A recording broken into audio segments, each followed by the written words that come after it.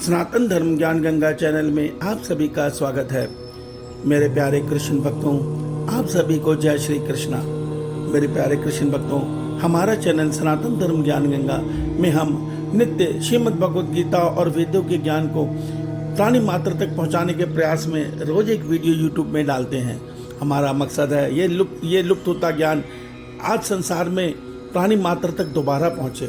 एक सत्य को समझ लीजिए, यह जो श्रीमद् भगवद गीता का ज्ञान है, ये किसी व्यक्ति विशेष या धर्म विशेष के लिए नहीं है। ये ईश्वर ने इस संसार के प्राणी मात्र के लिए दिया है।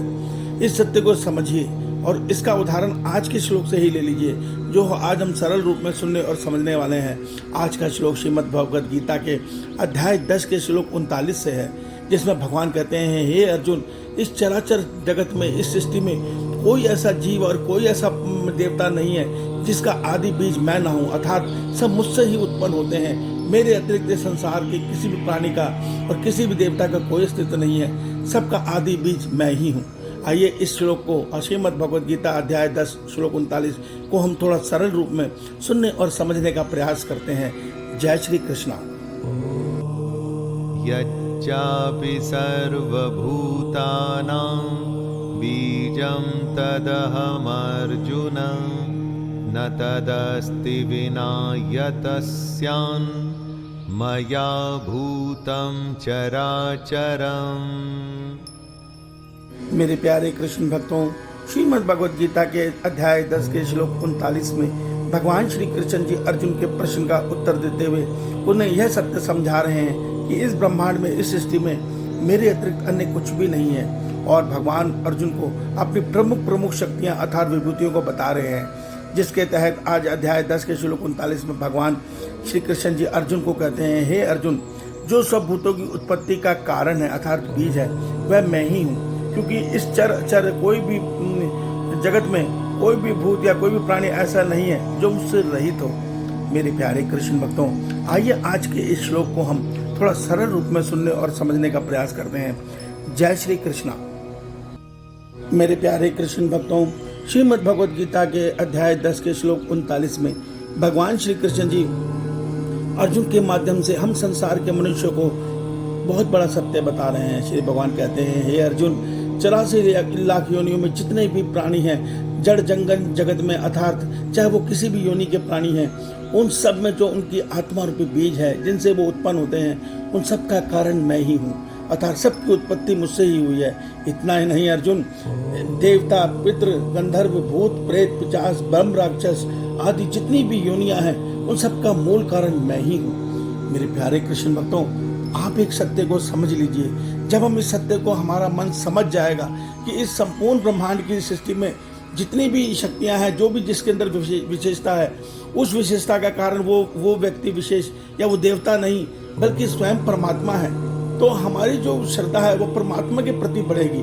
अन्यथा आज हम परमात्मा की सृष्टि को अन्य सब देवताओं को अलग अलग शक्ति से युक्त होकर, उनकी शक्तियों से प्रभावित होकर उन्हें उस शक्ति का प्रतीक मानते हैं और उन्हें भजते हैं, उन्हें पूजते हैं। मगर हम यह सत्य नहीं जानते कि वास्तव में जिसके अंदर जो भी शक्ति है, अर्थात जो अपनी जिस विशेषता के द्वारा इस संसार का संचालन कर रहा है, उन सब विशेषताओं का एक ही कारण है, वो है परम पिता परमेश्वर, जो स्वयं भगवान श्री कृष्ण जी रूप में आकर हमें दिव्य गीता का ज्ञान दे रहे हैं। अब बताइए, जो लोग कहते हैं कृष्ण महापुरुष है, कृष्ण योगेश्वर है, आज के श्लोक में भगवान क्या कह रहे हैं? कह रहे हैं इस चराचर जगत में कोई भी ऐसा प्राणी या कोई भी ऐसा भूत नहीं है जिसकी आदि कारण बीज मैं ना हूँ, अर्थात सब मुझसे ही उत्पन्न हुए हैं। और अर्जुन, प्रलय काल में सब मुझ में ही लीन हो जाने वाले हैं। मेरे प्यारे कृष्ण भक्तों, इस सत्य से समझ लीजिए कि इस ब्रह्मांड में, इस सृष्टि में एक ईश्वर के अतिरिक्त किसी अन्य की कोई सत्ता नहीं है। वो परमात्मा सृष्टि रचने के लिए सब रूपों में स्वयं को ढालते हैं और सब रूपों में अपनी ही शक्ति से, अपनी ही विशेषता से इस सृष्टि का संचालन करते हैं। हम अज्ञानी मनुष्य अविद्या के कारण अलग अलग विशेषताओं के देवताओं को उस शक्तियों का प्रतीक मानकर उनसे प्रभावित हो जाते हैं। हमें ये नहीं पता कि आज जो हनुमान जी के अंदर शक्ति है, उसका कारण श्री राम है। जो आज बागेश्वर बाबा के अंदर शक्ति है, जो वो सबका भविष्य बताते हैं, उस शक्ति का कारण कौन है? स्वयं परम पिता परमेश्वर है।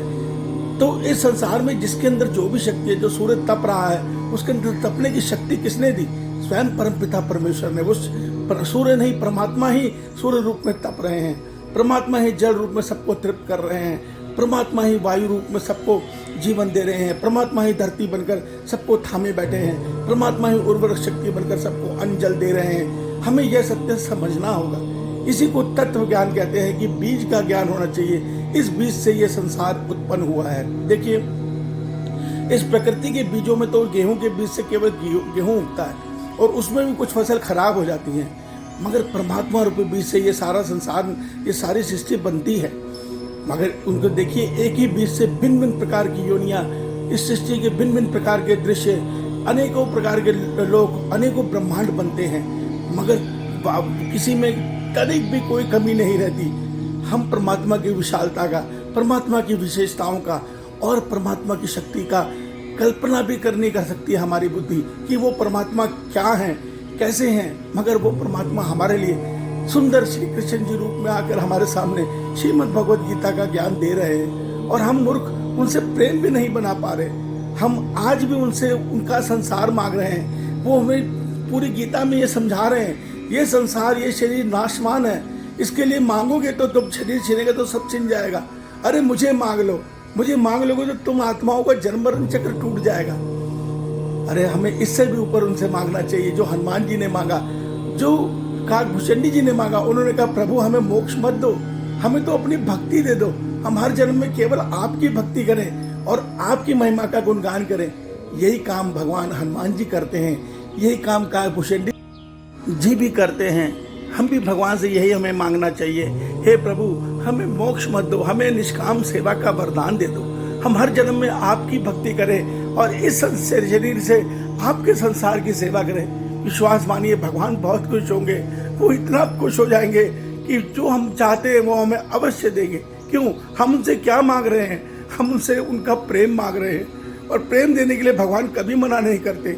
और हम दूसरा क्या मांग रहे हैं कि हे प्रभु हम आपसे प्रेम करते रहें और इस शरीर से निष्काम भाव से आपके इस संसार की सेवा करते रहें। देखिए, दोनों ही बातें ऐसी हैं, अगर हमें मिल गई तो विश्वास मानिएगा हमारा ये जन्म सार्थक हो जाएगा।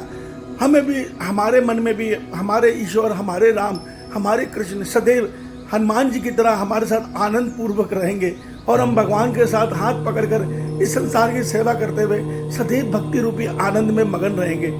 एक सत्य को समझ लीजिए मेरे प्यारे कृष्ण भक्तों, कि इस ब्रह्मांड में परमात्मा के साथ मन जुड़ने के बाद जो आनंद प्राप्त होता है, उससे बड़ा आनंद कुछ भी नहीं है, कुछ भी नहीं है। उसी आनंद की झलक पाकर मीरा माँ दीवानी हो गई थी, उन्होंने महले को सुखों को त्याग दिया था। उसी आनंद की झलक को पाकर नानक देव जी ने संसार से विरक्त होकर उनसे नाता जोड़ लिया था। उसी प्रेम के अधीन होकर सूरदास जी ने संसार से नाता तोड़कर अपने कृष्ण से नाता जोड़ लिया था। वो बहुत दिव्य आनंद है, उसको श्री मुख से नहीं बोला जा सकता। उसको पाने के लिए हमें अपने भीतर, जो हमारे हृदय में हमारे कृष्ण बैठे हैं, हमारे साथ हमारे राम बैठे हैं, उनको बुलाना पड़ेगा, उनसे वो सुख मांगना पड़ेगा। और वो कैसे मिलेगा? केवल उनसे उनकी भक्ति मांगकर। ज्ञान के द्वारा हम भगवान को कभी पा नहीं सकते। ज्ञान केवल एक मार्ग है, उस मार्ग से चलकर हमें वो भक्ति प्राप्त हो सकती है। इस सत्य को समझिए। ईश्वर आप सबका कल्याण करें, आपका दिन शुभ हो। जय श्री कृष्णा, जय श्री राम जी की।